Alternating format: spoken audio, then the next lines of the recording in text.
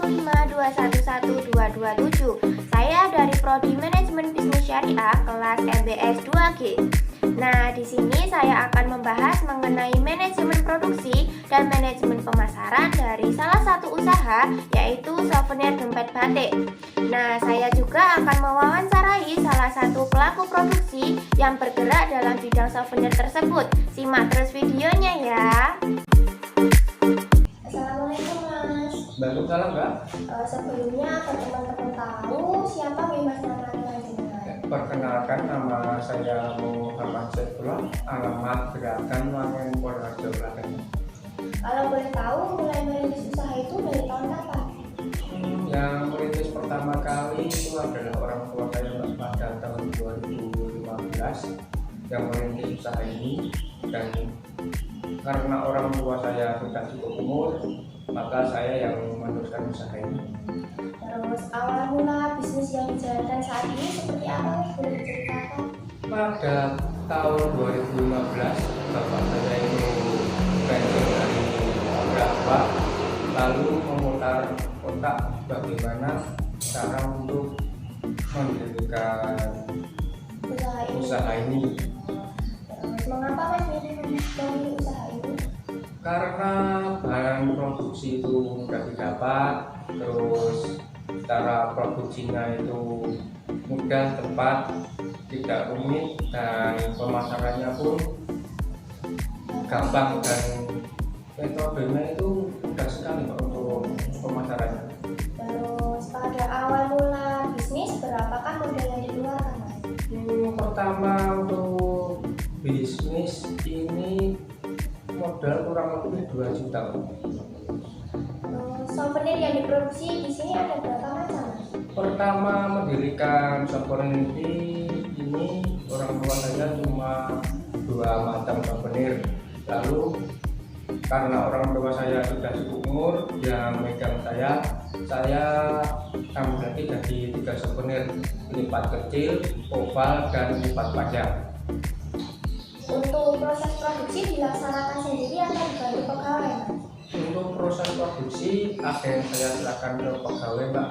Untuk pengiriman pertama saya serahkan ke pegawai.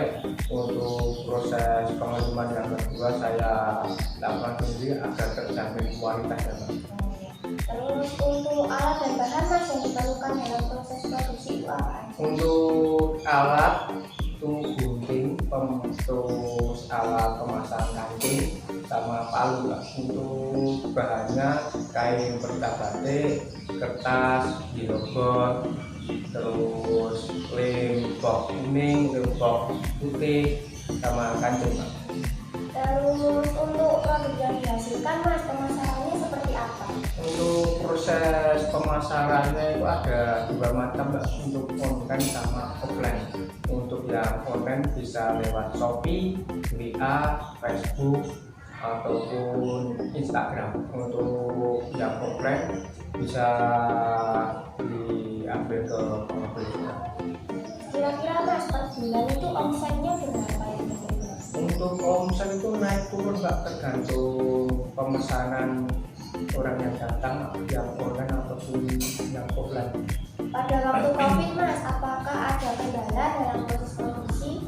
Banyak sekali Mbak. Untuk COVID kemarin omset itu pemesanan turun, terus bahan baku juga pada melonjak harganya. Terima kasih ya Mas atas waktu dan penjelasannya. Semoga usaha souvenir Mas semakin maju dan lebih banyak dikenal masyarakat. Terima kasih ya Mas. Ya, sama-sama Mbak.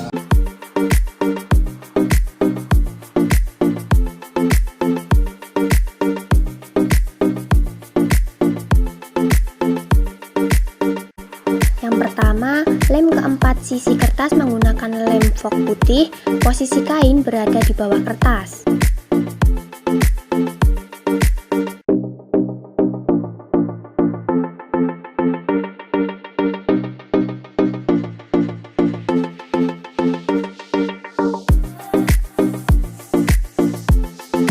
Yang kedua, lubangi bagian atas kertas yang sudah tertutup kain tadi dan pasang kancingnya. Lalu untuk memastikan kancing tidak lepas, gunakan alat untuk mengencangkan kancing tersebut.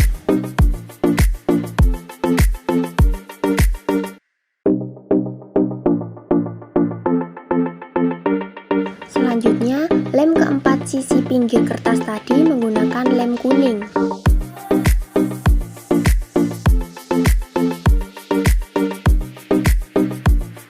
Setelah lem setengah mengering, tempelkan semua bagian dompet dan rakit. Pastikan semua sisi menempel dengan sempurna.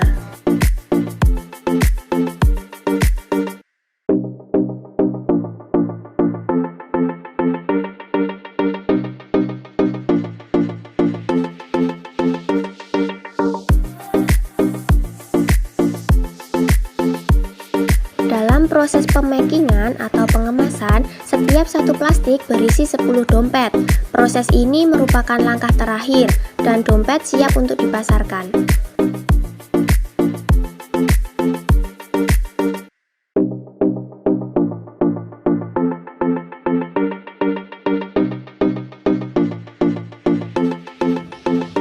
Baiklah teman-teman, setelah menyimak video wawancara dengan salah satu pelaku usaha tersebut, saya akan menganalisis mengenai manajemen produksi dan manajemen pemasaran dari bisnis tersebut. Simak terus videonya ya. Yang pertama adalah manajemen produksi. Manajemen produksi merupakan sebuah penataan dari proses pengubahan bahan mentah menjadi suatu produk atau jasa yang memiliki nilai jual. Manajemen produksi sangat terkait dengan proses produksi, sehingga tujuan organisasi dapat tercapai.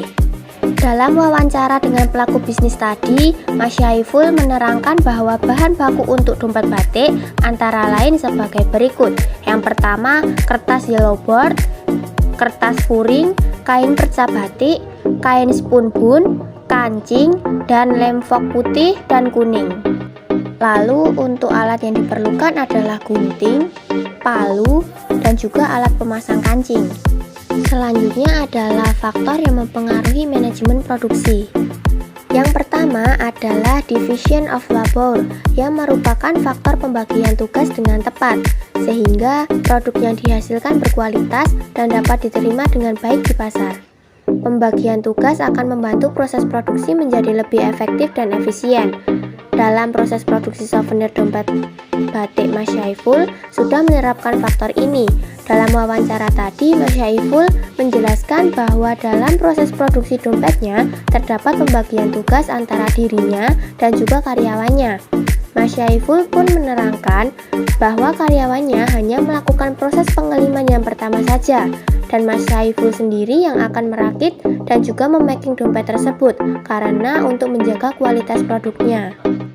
Selain itu, ada juga revolusi industri, yang berarti pergantian tenaga manusia menggunakan robot atau mesin di dalam proses produksi.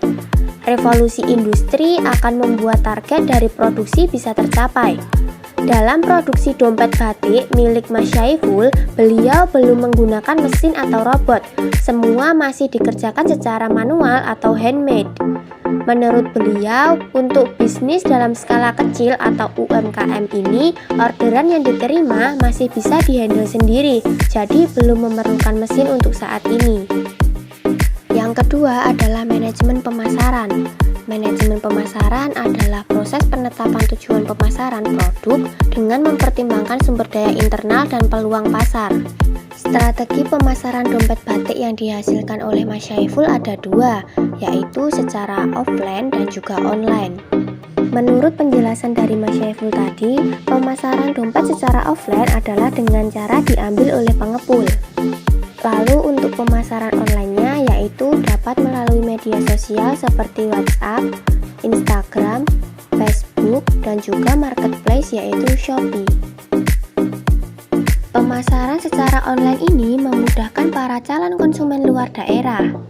Dompet batik ini sudah merambah ke luar daerah seperti Kalimantan, Riau, dan juga Bali.